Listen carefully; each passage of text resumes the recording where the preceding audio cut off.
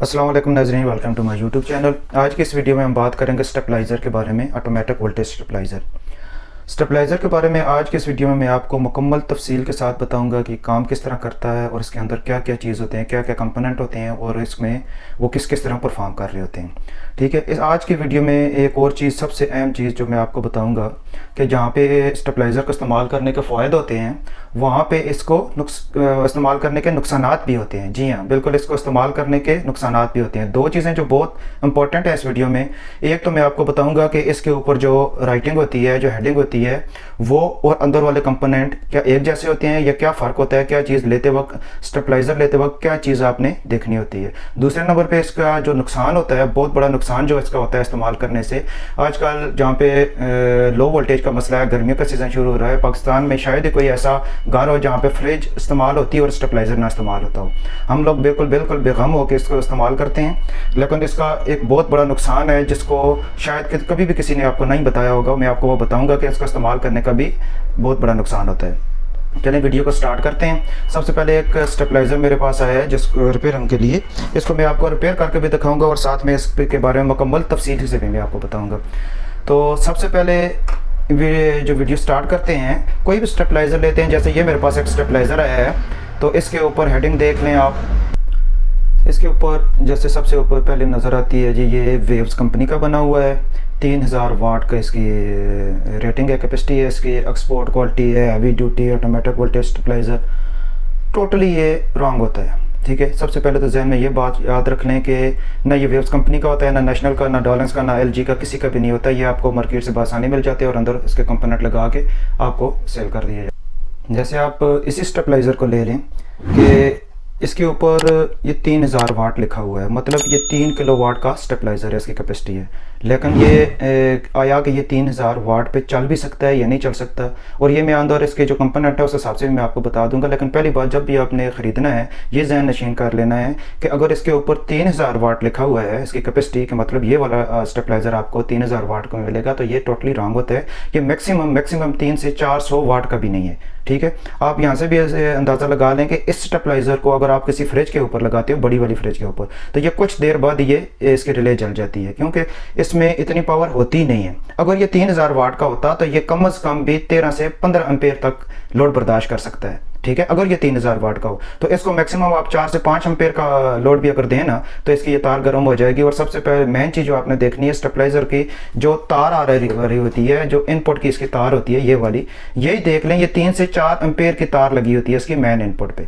ठीक है, तो ये कैसे इतना 3000 वाट पे या 8000 वाट पे या 10,000 के स्टेबलाइज़र होते हैं, 20,000 वाट उसके लगा, मतलब 20 किलो वाट। ठीक है, आप एक आम इलाके में देख लें, वापडा का जो 25 kV का ट्रांसफार्मर होता है वो कितना बड़ा होता है, और आपको 20 किलोवाट का स्टेबलाइज़र छोटे से ऊपर लिख के दे देते हैं। तो ये टोटली ऐसा नहीं होता। ठीक है, सामने पे इसमें देख लें इनपुट आउटपुट मीटर, ये तो आम मीटर हैं जो आपको इनपुट वोल्टेज जो आ रहे होते हैं, आउटपुट वोल्टेज आ रहे होते हैं, उसको शो करता है। अभी मैं आपको इसके अंदर इसके कंपोनेंट के बारे में भी बताता हूँ। ये बात तो ज़हन नशीन कर लें आपके, जो इसका वाट है वो अगर 3000 वाट है तो आप उसको 300 से 400 वाट ही कंसिडर करेंगे। ठीक है, क्योंकि ये ज़्यादा मैक्सिमम 3 से 4 एम्पेयर के ऊपर बड़ी चीज़ पे ये नहीं चल सकता। अगर चलेंगे तो इसके अंदर से वो रिले की टक टक की आवाज़ें आना शुरू हो जाती हैं, तार गर्म हो जाती है, रिले जल जाती है। जैसे स्टेबलाइज़र में एक रिले जली हुई है सिर्फ एक सिंगल फ्रिज के ऊपर चलने की वजह से। ठीक है, स्टेबलाइज़र की जो पावर होती है, इसकी जो कैपेसिटी होती है, जो वो मैंने करती है इस ट्रांसफार्मर के ऊपर। ठीक है, ये जितना बड़ा ट्रांसफार्मर होगा उतनी बड़ी इसकी रेटिंग होगी। ये एक छोटा सा ट्रांसफार्मर है और इसके अंदर भी 4 वाइंडिंग है। ठीक है, इस ट्रांसफार्मर में 3 से 4 वाइंडिंग होती हैं, जो पीछे से जो लो वोल्टेज आते हैं उनको ये हाई करता है।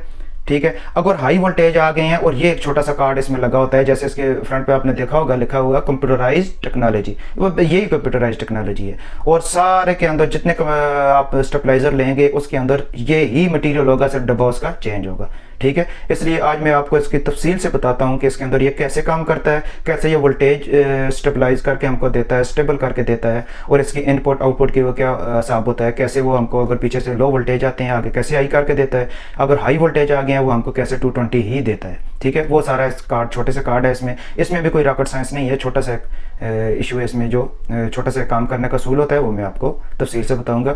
जो लोग रिपेयरिंग करते हैं वो तो जानते होंगे, जो नहीं रिपेयरिंग करते वो खुद भी इसकी एडजस्टिंग मैं आज आपको तफसील से बताऊंगा। वीडियो को पूरा आपने देखना है। ठीक है, तो स्टेबलाइज़र के अंदर आप देखें ये आपकी आ रही होती है इनपुट, जो आप इसमें देते हैं, पीछे से जो भी वोल्टेज आ रहे होते हैं, और यहाँ से ये सॉकेट लगी, यहाँ से आप इसकी आउटपुट ले लेते हैं। ठीक है, इनपुट की एक तार तो सिंपली आपकी सीधी नज़र आ रही है, फ्यूज़ होता है। ठीक है, अगर ओवरलोड हो जाए तो ये अगर ट्रांसफार्मर ना जले, तार ना जले, फ्यूज़ उड़ जाए, वो ईजिली रिप्लेस हो जाता है। ठीक है, तो फ्यूज़ के थ्रू होके एक तार जो है डायरेक्ट फ्यूज़ पे लग जाती है, और दूसरी एक ट्रांसफार्मर को आ गई है, और एक आपकी डायरेक्ट आउटपुट जो है उधर चली गई है। एक जो बच जाती है उस पे सारा इसका फंक्शन होता है। ठीक है, यहाँ पे एक बटन होता है ऑन ऑफ का, वो उसके थ्रू आ रही है, बटन इसका भी ख़राब है, वो डायरेक्ट इस पे कार्ड पे लगी हुई है, और कार्ड से इस ट्रांसफार्मर को मिलती है। ठीक है, ये जो कार्ड है इसने सेंस करना है, अगर पीछे से 220 आ रहे हैं, उसने यही वाले इस रिले को ऑपरेट करवा के आपको आउटपुट पे दे देनी है। अगर वोल्टेज कम है तो इस ट्रांसफार्मर के अंदर जो इसकी स्टेप अप वाली वाइंडिंग है, वहाँ से जो वोल्टेज अप हो गए होते हैं उसको उस रिले के थ्रू ये आपको दे देगा। ठीक है, जैसे ही मैंने बताया था कि ये एक छोटी सी फ्रिज के ऊपर इस्तेमाल करते हुए, ये देखें आपको एक रिले जली हुई नज़र आ रही है। ठीक है, ये सामने नज़र आ रही है। तो ये रिले इतना मतलब ये जो इसके अंदर जो रिले होती है ना, ये आपकी 3, 4, 5 एम्पेयर की रिले होती है, लेकिन लिखा हुआ 3000 वाट का है। तो ये यहाँ से देख लें, एक छोटा सा एक ट्रांसफार्मर आपको नजर आ रहा होगा, वो उसका काम सिर्फ इस कार्ड को ऑपरेट करना है, और उसका कोई काम नहीं है। ठीक है, मेन काम आपका इस ट्रांसफार्मर का है। ये एक स्टेप अप ट्रांसफार्मर होता है, जो पीछे से लो वोल्टेज आते हैं उनको अप कर देता है। वो वाइंडिंग का होता है, म्यूचुअल इंडक्शन होती है इसमें, जिसकी वजह से वो वोल्टेज को अप कर देता है, और आगे हमको वही वोल्टेज मिलते हैं। तो ये कार्ड में खोल के आपको बताता हूँ किस तरह ये ट्रांसफ़र करता है। ये इसका कार्ड मैंने ओपन कर दिया है, ये बस एक नट लगा होता है जिसकी वजह से ये होल्ड किया होता है। तो ये देखें, आपको अभी नज़र आ रहा होगा इसके ऊपर ये नीचे रिले लगी हुई हैं 4। ठीक है, 1, 2, 3, 4, ये 4 रिले लगी हुई हैं इसके ऊपर, और इनपुट के जो वोल्टेज हैं वो डायरेक्ट आपके ये इस पॉइंट पे आ रहे हैं। ठीक है, और ये आपका आउटपुट का है, जो यहाँ से तार निकल के सीधी जा रही है। मतलब अगर आपके पीछे से वोल्टेज पूरे आ रहे हैं तो इस वाले जो आपकी रिले है ये ऑन नहीं होगी, मतलब वही वाले वोल्टेज यहाँ से आपको जो इसके नॉर्मली क्लोज पॉइंट है वहीं से आपको मिल जाएंगे। तो यहाँ से आप देख लें कि ये जैसे ये वाले पॉइंट हैं और ये वाले पॉइंट हैं, मतलब पिछली जो रिले है उसके इसके कॉमन पॉइंट पे जुड़ा हुआ है। मतलब अगर ये वाली रिले ऑपरेट नहीं होगी तो आपको यहाँ से इसके वोल्टेज वही वाले पीछे मिल जाएंगे उसके। मतलब कि ये जितनी भी रिले हैं ये एक दूसरे के साथ सिंक्रोनाइज हैं। ये ट्रांसफार्मर की इनपुट आ रही होती है। ठीक है, ट्रांसफार्मर को वहाँ से इनपुट मिल गई है, और ये 2 तारें। ठीक है, ट्रांसफार्मर ने अभी पीछे से जितने भी वोल्टेज आ रहे हैं, चाहे कम हैं चाहे ज़्यादा हैं, ठीक है, उस हिसाब से इन तीनों के ऊपर उसने वोल्टेज कांस्टेंट देते रहना है। अभी ये कार्ड डिसाइड करता है कि अगर पीछे 170 वोल्ट आ गए हैं तो मेरे इस रिले के ऊपर 220 वोल्ट हैं, इसलिए मैं इसको आउटपुट रिले के ऊपर दे के तो मैं आउटपुट इससे लूँगा। अगर पीछे से 220 ही आ रहे हैं फिर तो ये इनके ऊपर किसी के ऊपर 250 होगा, किसी के 270, किसी का 300 वोल्ट तक वो कर लेगा, लेकिन रिले हमारी ये होगी। वो उसके लिए एडजस्टमेंट के लिए ये आपके वेरिएबल लगे होते हैं। ठीक है, ये वेरिएबल और ये इसके ट्रांजिस्टर ये मेन काम करते हैं। ठीक है, इन ट्रांजिस्टर के अंदर एक माइनर से जो है ना इसके बाइसिंग के वोल्टेज होते हैं, जो यहाँ से 12 वोल्ट ये वाला ट्रांसफार्मर आप बना रहा है जो इसको दे रहा है, यहाँ से हम एडजस्ट करते हैं कि किस टाइम वो 12 वोल्ट, अगर 12 वोल्ट है 12 वोल्ट से थोड़े से कम है, यहाँ से रेजिस्टेंस को हम एडजस्ट करते हैं, और इसकी बाइसिंग पे जिस ट्रांजिस्टर की बाइसिंग पे वोल्टेज कम या ज़्यादा होंगे उस हिसाब से वो उस रिले को ऑपरेट करवाएगा। ठीक है, वो रिले ऑपरेट होगा। ये एक इलेक्ट्रॉनिक की उसमें आ जाता है। ठीक है, ये बहुत डीपली है, जो लोग रिपेयर करते हैं वो तो इसको समझ चुके होंगे। ठीक है, तो आप लोगों ने बस ये ज़हन नशीन करना है कि ये जो काम इस तरह करता है कि पीछे से ये वोल्टेज को बढ़ाता या कम करता नहीं। ये ट्रांसफार्मर एक कांस्टेंट आउटपुट दे रहा होता है, 4 या 5 आउटपुट। ठीक है, ये कार्ड सिलेक्ट करता है कि आपको किस वक्त जो है ना ये वाली रिले ऑपरेट करवानी है, ये करवानी है, ये करवानी है या ये करवानी है। ठीक है, वो पीछे से जो वोल्टेज आ रहे हैं ये वेरिएबल की वजह से हम इस ट्रांजिस्टर को पढ़वाते हैं। अच्छा, यहाँ तक तो बात होगी इसके स्टेबलाइज़र के काम करने का उसूल क्या है कि कैसे ये काम करता है और कैसे ये हमको इनपुट हम इसको जो भी वोल्ट देते हैं आउटपुट ये हमें कांस्टेंट वोल्टेज देता है। ठीक है, तो अब बात कर लेते हैं इस वीडियो के जो मेन पार्ट है, मतलब जो जिस वजह से मैं ये वीडियो बना रहा हूँ कि ये इसके फ़ायदे और नुकसानात क्या हैं। ठीक है, जहाँ तक फ़ायदे की बात है कि स्टेबलाइज़र को इस्तेमाल करने के बहुत फ़ायदे भी हैं, जैसे कि अगर लो वोल्टेज का कहाँ पे कांस्टेंट अगर लो वोल्टेज आ रहे होते हैं वहाँ पे आपको फ्रिज इस्तेमाल करनी होती है या कोई इलेक्ट्रॉनिक चीज़ इस्तेमाल करनी होती है, तो उसके लिए ये बहुत बेहतरीन रहता है कि आपके वोल्टेज पीछे अगर ज़्यादा हो रहे हैं या कम हो रहे हैं तो ये आपको कांस्टेंट वोल्टेज दे देगा। 220 जो सेट करके देंगे आपको, ये वो वोल्ट आपको देगा। ये तो इसके और भी फ़ायदे भी हैं। जो इसका नुकसान है, जिसके बारे में मैंने शुरू में आपको बताया था कि स्टेबलाइज़र को, जो किसी ने भी आपको नहीं बताया होगा शायद इससे पहले, कि स्टेबलाइज़र को इस्तेमाल करने का नुकसान भी होता है। नुकसान ये होता है कि जब पीछे से लो वोल्टेज आ रहे होते हैं, आप इसको किसी जगह पे यूज़ कर रहे होते हैं, तो ये आगे वोल्टेज तो हाई करके देगा, लेकिन साथ ये उतने एम्पेयर भी कंज्यूम करेगा। मतलब कि अगर आपको एक नॉर्मल फ्रिज इस्तेमाल कर रहे हैं, तो अगर उसको 220 पीछे से वोल्टेज मिलते हैं तो वो आपका 3 से 4 एम्पेयर लेगी।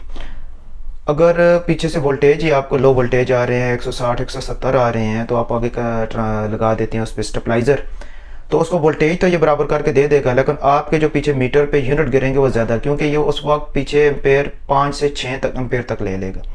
क्योंकि ये है जैसे जैसे वोल्टेज बढ़ते हैं तो एम्पेयर कम होते हैं, और वोल्टेज कम हो तो एम्पेयर बढ़ते हैं। ये एक असूल है इलेक्ट्रिसिटी का, ठीक है। तो हम जहाँ पे ये लो वोल्टेज पे यूज़ करते हैं, जहाँ पे फ्रिज ने अगर 2-3 एम्पेयर लेने हैं, जहाँ पे स्टेबलाइज़र अगर यूज़ करेंगे तो वो आपके 4-5-6 एम्पेयर तक चली जाएगी। मतलब उतनी बिजली की कास्ट आपकी ज़्यादा आ जाएगी। हम इसको बेगम होकर यूज़ तो कर लेते हैं हर जगह पे, लेकिन ये इस चीज़ का पता नहीं होता कि गर्मियों में अक्सर औकात जो है वोल्टेज कम होते हैं और देखा गया कि बिजली के बिल बहुत ज़्यादा आते हैं। तो हम लोग ये सोचते हैं कि शायद हमारे पंखे चल रहे हैं, फ्रिज चल रहे हैं, वही चीज़ें अगर आप सर्दियों में इस्तेमाल करें, वोल्टेज पूरे हों, तो आपको बिजली का बिल भी कम आता है, क्योंकि यूनिट कम गिरते हैं।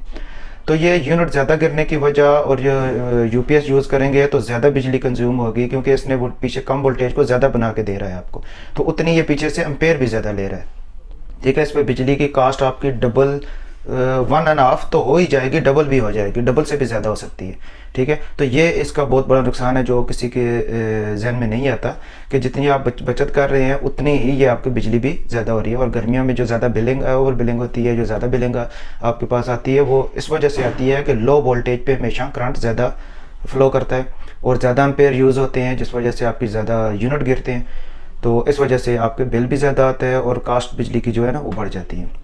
अब हम इसके रिपेयरिंग की तरफ आते हैं कि इसमें हमने चेक की है पहले, तो इसमें एक रिले जो है ना ये वाली, ये जली हुई है, ठीक है। ये ओवरहीट की वजह से या ओवरलोड की वजह से मेल्ट हो गई है। इसकी जगह पे हम जो है ना ये 12 वोल्ट डीसी की रिले है, ये छोटी सी हम मार्केट से मिल जाती है, ये चेंज करेंगे। और मीटर इसके दोनों ख़राब हैं, मीटर भी मैंने नए ले लिए दोनों, ये वाले मीटर इसमें इंसर्ट करेंगे, और इसमें कोई फॉल्ट भी नहीं है, ठीक है। तो ये वाली चेंज करके मैं अभी आपको इस पर टेस्ट करके भी दिखाता हूँ। तो पहले हम इसको ये रिले और मीटर इसके चेंज कर देते हैं। ये इसकी रिपेयरिंग हमारी कंप्लीट हो गई है। इसमें बस एक ये वाला ये नज़र आ रहा है, ये एक रिले हमने चेंज की है और ये 2 मीटर चेंज किए, बाकी सारा चेक कर लिए, ओके है। अभी इसको हम, अच्छा एक शुरू में मैंने आपको बताया था कि इसका प्लग भी ख़राब है, ठीक है। ये देखें प्लग ये वाला इसका हीटअप हो गया था, ये प्लग भी हमने चेंज कर दी है। ये वाले 2 मीटर इसके हमने चेंज कर दिए, और ये वाला रिले जो मैंने आपको बताया था ना जला हुआ रिले, ये वाला रिले हमने चेंज किया है इसके ऊपर, ठीक है। अभी हम इसको टेस्ट रन करते हैं। तो इसको सीरीज सप्लाई देंगे, ठीक है। हमेशा मैं कहता हूँ जो भी चीज़ चेक करनी हो या रिपेयरिंग के बाद चेक करनी हो या पहले, उसको ये देखें, ये हमारा ऑन हो गया,